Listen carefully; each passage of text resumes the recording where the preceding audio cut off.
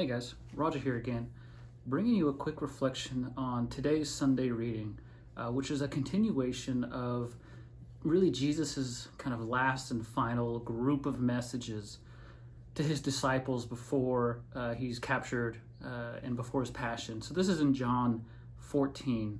So it starts off in John 14, verse 15, where really Jesus sets the tone for this message, this Sunday reading, and he says, "If you love me, you'll keep my commandments," right? As Jesus carries on in the reading to talk about how he and the Father are one, but that if you love Jesus, you will be with him, you will be in him just as the Father is in him, right? So there's this, Jesus is speaking of this union between him and the Father, but then also this contingent, or what seemingly contingent relationship, that if you love Jesus, you will do his commandments.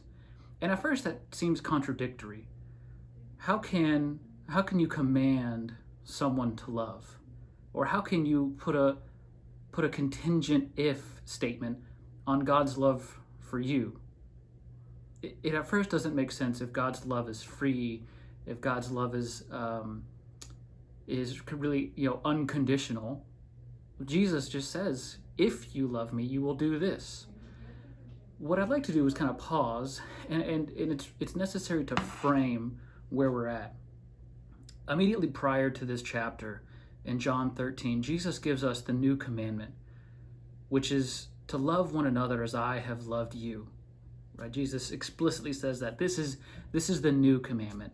It's really a summary of all of the previous 10 commandments from the Old Testament, bundled up into one: to love each other, and to love, period, as God has loved us, as Jesus loves us, as the love exists within the Holy Trinity.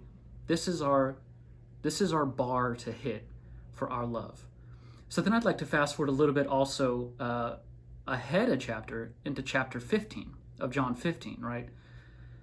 Where Jesus tells us that no greater love exists than the love of a man who lays down his life for his friends. So what I'd like to really do is, in this Sunday reading, state that Jesus is asking us to lay down our life for our friends, for our brothers and our sisters and our sons and our daughters and our wives and our neighbors and our enemies. This is the command. And if you love Jesus, you will follow this command. This isn't a contingent, if you do this, then this. This isn't quid pro quo. This is a mark of the discipleship of Jesus, of a follower of Jesus, is one who lays down his life for others around him. So I'll just pause then and ask a couple of questions to wind it up. How are you laying down your life for others around you? How are you laying down your life daily for your spouse or for your children? How are you laying down your life for your coworkers? What does that look like?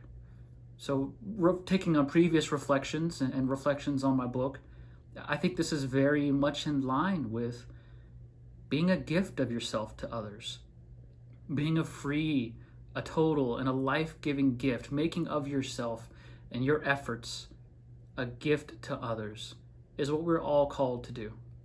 And when you do this, this is when you become like Jesus. This is when you become like God, and you are in God as he is in you. This is when we reach communion with not only our brothers and sisters here, but you also reach communion with God. So I'll stop there. I hope this has been super helpful. I hope you all have a great week. Thanks.